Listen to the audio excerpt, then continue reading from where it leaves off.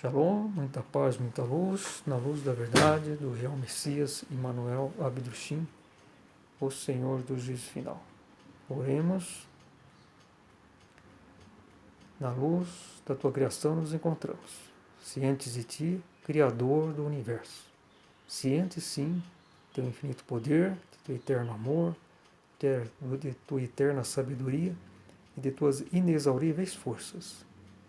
Em adoração, elevamos para ti as mãos e a ti, Senhor, rogamos. Consente que a tua graça e tua imensa bondade se estendam sobre nós. Amém. Estou dando continuidade ao vídeo anterior, estava falando com o tema Igreja Cristã do Santo Graal, né, que é uma proposta minha, que tem aqui no canal do YouTube.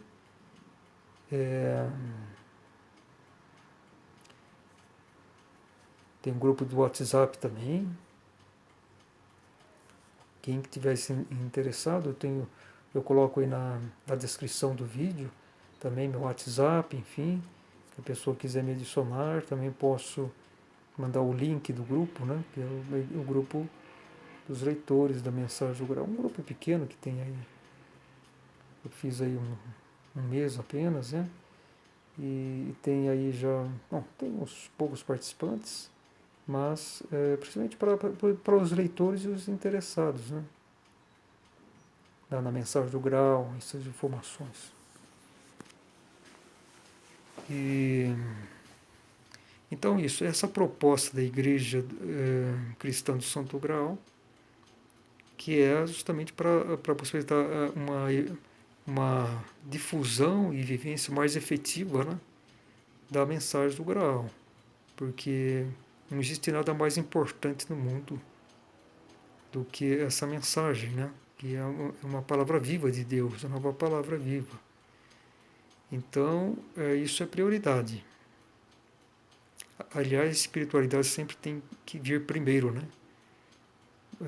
As questões materiais, enfim, elas sempre têm que vir em segundo plano, porque isso é tudo passageiro, né?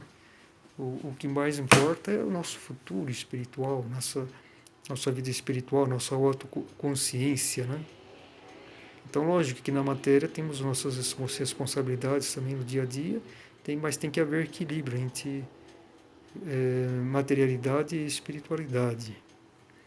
Bom, eu estava refletindo sobre as questões da época que o Messias Abdushim estava aqui na Terra, sobre a questão do perdão, né? Com relação à lei da reciprocidade. Porque nós temos 4 principais leis da criação. A primeira é a lei do movimento. Do movimento, que tudo tem que se movimentar, né? Para ser saneado, nada pode ficar estático. Tudo que vem de Deus, que o próprio Deus é movimento. Nada pode ficar estático, fixo, né? E, enfim, a segunda lei é da gravidade espiritual, que isso se refere também a mundos, né? Distância do Criador. Por exemplo, que é impossível um espírito poder adentrar ao reino divino, isso é impossível. Nós somos espirituais, nossa procedência é do reino espiritual. E a capacidade de suportar a pressão da luz, né, da proximidade de Deus, né? Então, e também é a questão kármica também, quando nossas almas conformam o nosso interior, nossas ações, ela se torna ou mais brilhante, mais leve, ou mais escura e pesada. Isso na vida material, enquanto nós estamos encarnados, não tem tanta não tem tanta não fica notório assim, é uma coisa que fica mais, podemos perceber, né? A gente pode perceber, conversando com as pessoas, a gente percebe quem é mais espiritualizado, quem é mais materialista, enfim, podemos, através da intuição, principalmente, ter uma ideia de como é o interior daquela pessoa, né? Os valores espirituais que realmente valem, né? Mas estamos encarnados, estamos com a nossa roupagem, vamos dizer assim, grosseira, então nem sempre é tão notório, né? Mas isso é, é 100%, né? Notório e estabelecido quando desencarnamos, porque lá não existe mais raciocínio, não tem mais intelecto e não tem o nosso corpo externo, material. Nós ainda vamos viver através da nossa alma, né? Agora, se a alma é pesada, está ligada às questões materiais, ela fica adensada, né? Ela fica assim compatível com a materialidade mediana, né? Então ela é diferente de uma alma que não digo que ela já tá completamente brilhante, né? É, porque isso já é um estágio que seria possível já autoconsciência espiritual, né? Mas ela geralmente, mesmo que ela esteja num bom caminho, ela ainda tem algo a ser aprendido, enfim, alguma encarnação futura para que ele possa atingir aquele estado de perfeição em nossos espíritos, e assim retornamos ao paraíso, né? Eterno, já autoconscientes, né? Mas uma alma que já esteja no bom caminho, ela, ao desencarnar, ela ascende para regiões de matéria fina, é, às vezes mesmo que seja a matéria grosseira, porque tem a matéria grosseira mediana e a fina. E tem a matéria fina, que é outra espécie, que é de onde procede a nossa alma. Mas podemos, nessas regiões, ainda continuarmos nossa evolução espiritual, né? E às vezes já nem precisa mais encarnar, né? Já é suficiente para, mesmo que ainda fique algum tempo na matéria fina, ou então nas camadas mais sutis da matéria grosseira, né? Ou servindo às vezes como um guia espiritual para,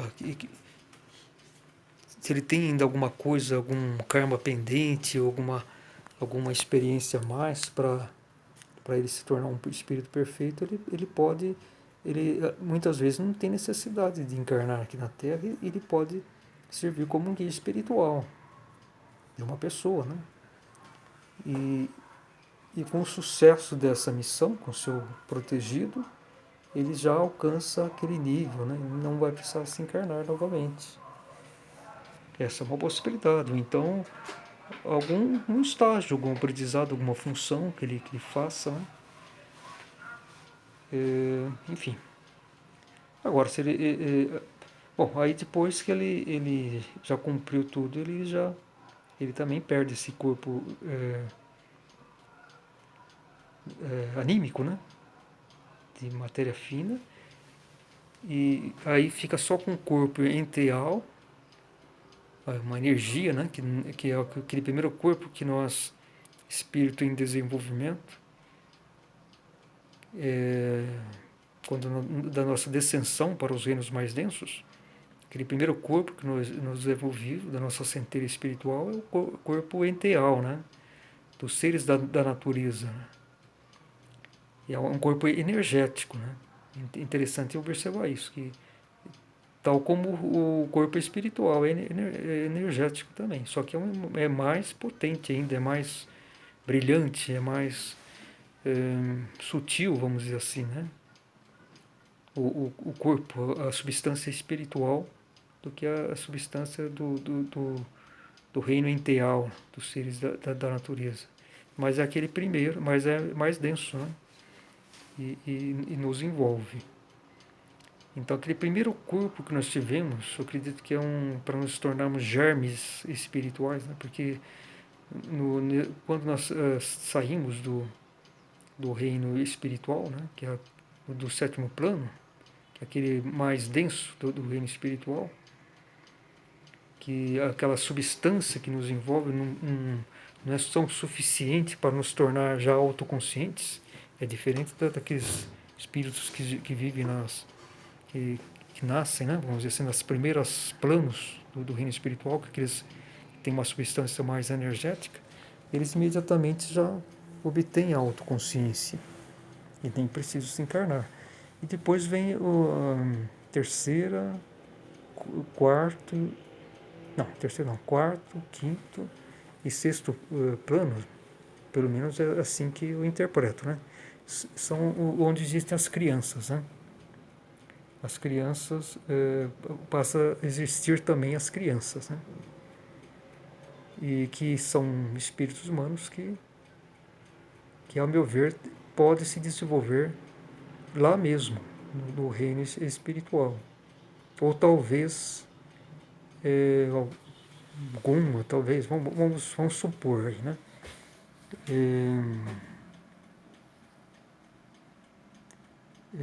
Lá do sexto ou quinto plano, de repente, eles já tendo corpos de criança, eles talvez peregrinem, mas não necessariamente para o reino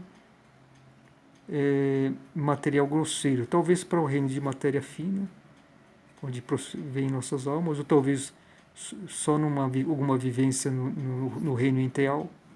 Estou colocando como possibilidade, né? Já é suficiente para obter autoconsciência. Agora, no nosso caso, dos espíritos desenvolvidos, nós surgimos da última etapa do plano do reino espiritual, né? Então, não temos apenas uma centelha, né? Sem gênero. Nem corpo nós temos. O primeiro corpo que envolve, né? Para nós tornarmos um germe, é de substância enteal, é uma energia, né? Então, da mesma forma que foi na nossa descensão, foi o primeiro corpo que nós adquirimos, na nossa ascensão de retorno, mas já autoconscientes, né? Como um espírito brilhante, é também o último que nós vamos ter que deixar, aquele corpo energético enteal. Porque não pode existir, para uma ascensão, de um mundo para outro, de um reino para outro, nenhuma partícula de um reino. Isso são tudo reinos, são rigorosamente estabelecidos, né? Então não pode existir, por exemplo, uma matéria grosseira ascender para o reino de matéria fina. Isso não existe. Nem no próprio reino de matéria grosseira, que tem três camadas, três divisões, por exemplo, o reino mais, o plano mais denso, que é o nosso plano físico, para o plano mediano, onde tem a da matéria chamada matéria escura, né? Ou dos nossos corpos astrais, não é possível, né? Então você vê o absurdo, né, de falar que o corpo material de Cristo se transformou em espiritual, né? Isso é de uma ignorância inadmissível, né? Já nos dias de hoje, que a ciência está tão avançada, né?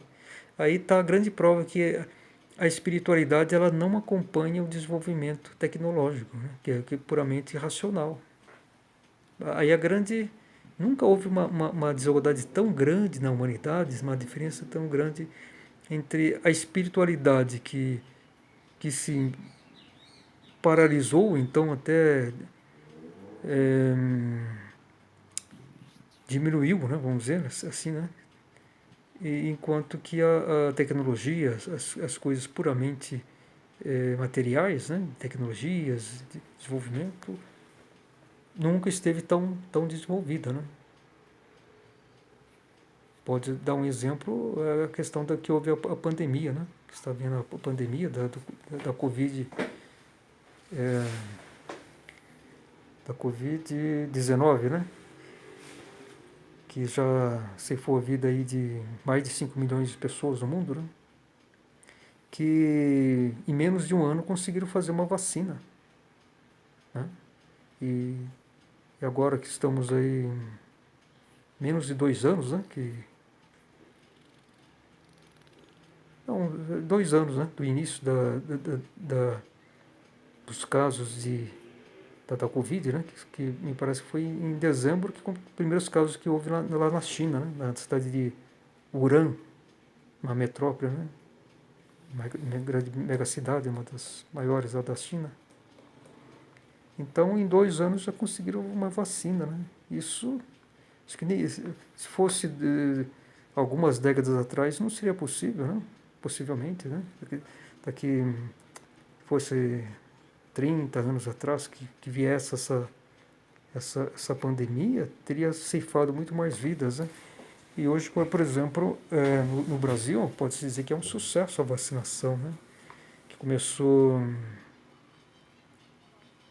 há quase um ano, né? Parece que em janeiro de 2021 que foi os primeiros que se vacinaram, né? Então agora já existe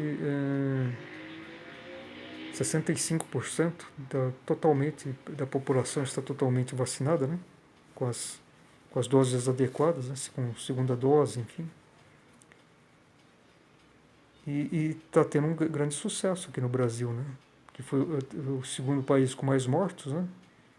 Algo assim, 620 mil mortos, Estados Unidos 800 mil, que mais mortos, né?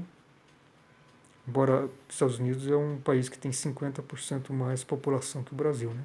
Está aí por volta de 330 milhões e o Brasil tem aproximadamente 210 milhões, né? Então, proporcionalmente, aqui no Brasil houve mais mortes do que lá nos Estados Unidos. Mas, enfim, então, essa questão aí do desenvolvimento.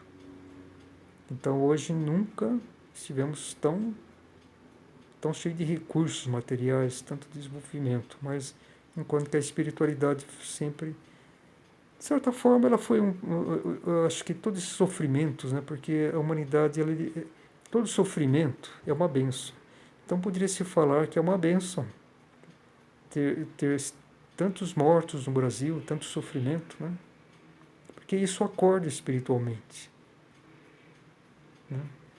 Pode ser que uma parcela se revolte, né? Ou então, aqueles descrentes de Deus, eles acho que nem. Eles não é revolta, porque eu acho que considero que é uma coisa da natureza. Agora, aqueles que creem em Deus, muitos se revoltam, porque aconteceu tanta desgraça, né? Mas isso é uma bênção, porque o sofrimento, ele, tanto o sofrimento como a felicidade, nos acorda espiritualmente, né, intuitivamente, nos religa, né? Tem essas possibilidades, aquela grande felicidade, né? Mas a felicidade também talvez não seja tão eficiente quanto o sofrimento, porque a felicidade às vezes a pessoa não tem esse sentido de agradecimento a Deus, né? De reencontrar Deus. Ela fica aquela grande felicidade de uma conquista material, ou então de um grande amor na vida, tal, mas às vezes, muitas vezes a pessoa não dá aquele devido reconhecimento a Deus, né? Do amar a Deus acima de todas as coisas, né?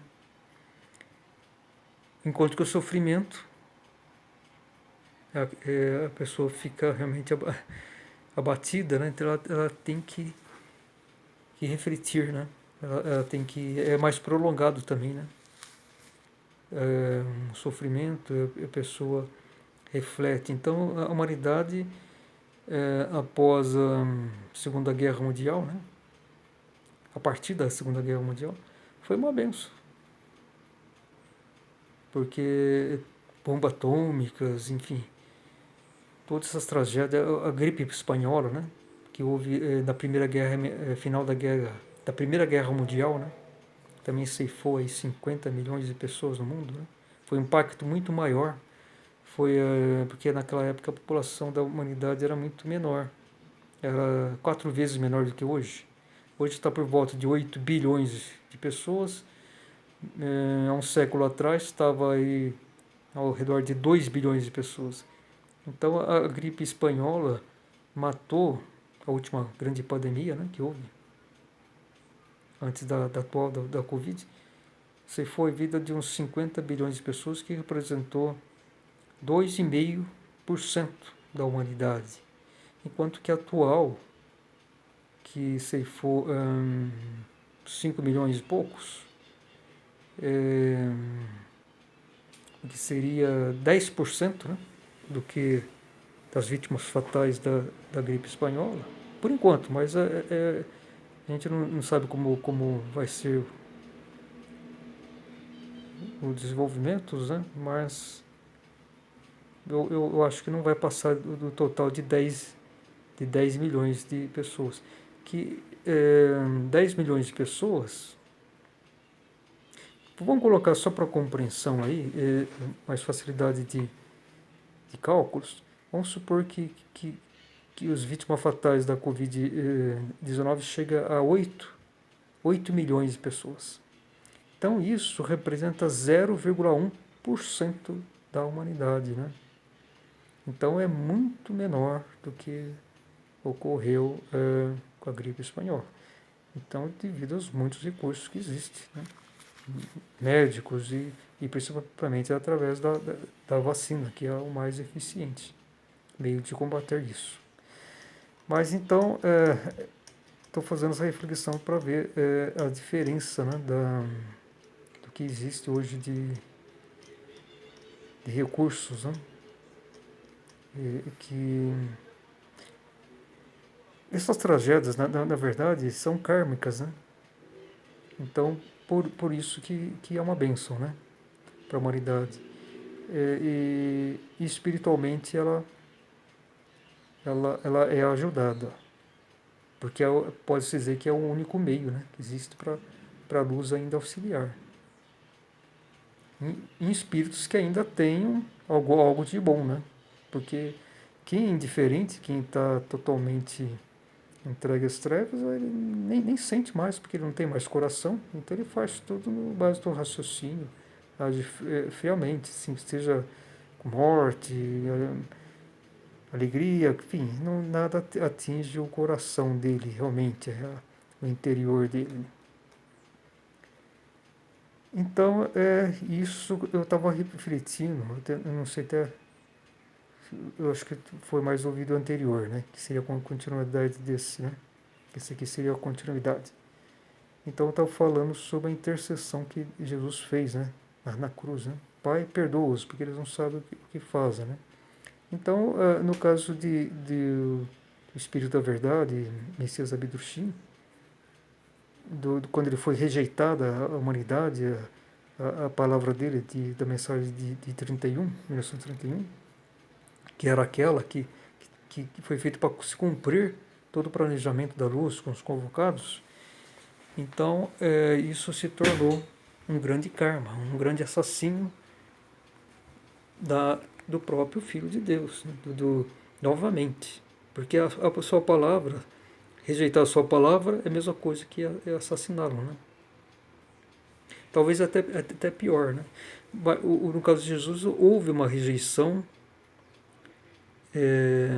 da humanidade, uma pequena parte, né, o reconheceu. Agora, também, né, nessa época também teve aqueles que reconheceram, mas proporcionalmente talvez bem menos, né, que na época de Cristo. Então vamos refletir aí, né? Agora é interessante percebermos um outro lado também da questão. Para Jesus, o melhor, lógico, seria que a humanidade todos o reconhecesse, os fariseus que tinham essa missão, né, judeus, de reconhecerem o amor de Deus na Terra. Isso seria a melhor das hipóteses, né? Haveriam três hipóteses, né, numa missão de Deus, né? Então essa seria a melhor hipótese. A segunda hipótese, né, vamos dizer assim, seria o assassínio, Porque o assassínio mostra que a humanidade reagiu de alguma forma àquilo, né? Então, tanto o assassínio corporal como o moral, né? Porque o moral seria não reconhecer a sua missão, a sua palavra, desprezar, né? Ou então ser preso, mesmo sofrer calúnias, né? Tudo isso é um sofrimento moral, que é um assassino também, às vezes até pior do que o corporal. Agora, a pior hipótese, a terceira e pior hipótese, é que não houvesse nenhum reconhecimento de nenhum ser humano. Imagina, por exemplo, Jesus, se ele tivesse vindo aqui à Terra e ele tentasse falar a sua palavra, porque diz que houve os preparadores do caminho, né? Diversos seres foram enviados, como Buda foi um preparador do caminho, Maomé, Lao Tse, Zoroaster, e o próprio João Batista também foi um preparador do caminho para Jesus, né? Agora, vamos supor que, apesar desses preparadores do caminho, que a própria os seres humanos também distorceram suas mensagens, né, desses preparadores, mas apesar fizeram algum efeito, né? Se Jesus fosse totalmente ignorado, né, ele nem foi assassinado. Vamos supor que eles tomassem ele como um sujeito que não bate bem da cabeça, enfim, uma pessoa que não mereça o crédito e o apreço de ninguém, né? E nem conseguisse, né, ter discípulos, né, alguém que ouvisse, ele, ele provavelmente ele faleceria assim de desgosto, né? De desgosto. E esse seria o pior dos cenários, né? Ou então ele teria que trabalhar como marceneiro a vida inteira, né? E sem conseguir, né? Mesmo sendo lá batizado por João Batista, né? Então isso seria o pior do cenário. Apesar do grande sofrimento que ele teve, sua morte na cruz, isso mostrou uma reação. Muitos ouviram a palavra dele e outros reagiram contra, né? Então isso mostra que foi efetiva a missão dele, mesmo apesar desses contratempos, né, terríveis, né, também, né? Mas isso, de certa forma, é compreensível, levando-se em consideração o estado da humanidade pecadora, né? Mas mesmo assim, é, é algo que Deus leva em conta, porque fez efeito. É sinal que a humanidade toda não está perdida. Se ela tivesse toda perdida, né, totalmente fria, aí Deus nem teria enviado o seu filho, né? Porque não tinha ninguém para falar. Então a Terra seria destruída de uma forma ou de outra. Porque o pior estado que pode acontecer para nós, seres humanos, é a morte espiritual, né? Agirmos como mortos-vivos, né? E, infelizmente, através das tentações de Lúcifer, muitos, né? Talvez metade da humanidade hoje são de mortos-vivos, que nem era mais para estar encarnado aqui na Terra, né? Então é isso. Então, no caso do Messias Abdushim, o Espírito da Verdade, também foi um assassino, porque houve uma rejeição, a humanidade não o reconheceu, e ele tinha que fazer uma intercessão também. Aquela mensagem de 31, ela foi rejeitada, né, pela humanidade, ele não foi reconhecido, ele tinha que ser reconhecido pela humanidade, né? Ele daria as mãos para a humanidade, atravessaria o juízo final e estaríamos no reino do milênio. Mas isso fracassou. Então ele tinha que fazer uma intercessão. Então a mensagem, daquela mensagem de 31, ela se tornou como uma prova do crime. É como se fosse o corpo assassinado de Cristo. Ela só se volta contra a humanidade, está mostrando o crime que ela fez. E faltava a intercessão que Jesus fez. Então o Messias Abdursim também poderia ter feito. A humanidade teve seu livre-arbítrio, e eu cumpri minha missão perante meu Pai, paciência. E ainda mais o Espírito Santo, ele teria até mais justificativa para agir dessa forma, porque ele é o juiz, ele é o juiz, ele é o juiz do, dos seres humanos, né, da humanidade. Ele também é amor, ele é pureza, mas ele é principalmente juiz, o que Jesus Cristo não é. Aí está outra ignorância de muitos ditos cristãos que falam que Jesus é juiz. O próprio Jesus disse: eu não vim para julgar, eu vim para salvar, porque ele é o amor de Deus, ele não julga. Não é possível julgar ele. E o meu reino não é deste mundo, ele disse. Meu reino não é o espiritual, é o reino divino.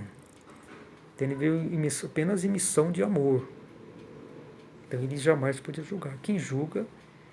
Por isso que no caso de Jesus, a intercessão na cruz, Pai, perdoa-os porque não sabem o que fazem, era uma coisa lógica. Ele não ia deixar de fazer isso. Agora, no caso do Messias Abdursim, já não seria tão lógico isso, dele fazer uma intercessão para a humanidade. E isso só... por quê? Porque ele é o juiz, ele também é amor, mas ele é principalmente juiz. Então o juiz ele tem que ser mais severo, mas mesmo assim prevaleceu o amor. Então e essa intercessão que ele fez foi a revisão da sua mensagem do grau para 3 volumes. Porque aquela outra estava perdida, ela estava assassinada. Não servia mais para a humanidade do futuro, porque ele percebeu que os seus dias estavam contados aqui na Terra. Talvez ele até revertesse, né? Sua saúde melhorasse, mas ele sofreu muito na prisão, enfim, principalmente o desprezo das pessoas, né? As calúnias, isso machucou muito ele, né? Então ele poderia ter virado as costas, mas ele não, ele fez essa intercessão através da mensagem em 3 volumes, que passou a ser oficial. É isso que eu acredito, é isso que eu creio. Por isso que alguns ainda acham que essa mensagem de 31 é a válida, a única original. Não é isso. Ela se tornou desválida porque ela foi assassinada. Ela é igual ao corpo de Cristo. Então a mensagem em 3 volumes é a mensagem da salvação para hoje. É a única válida, né? Devido ao livre-arbítrio do ser humano.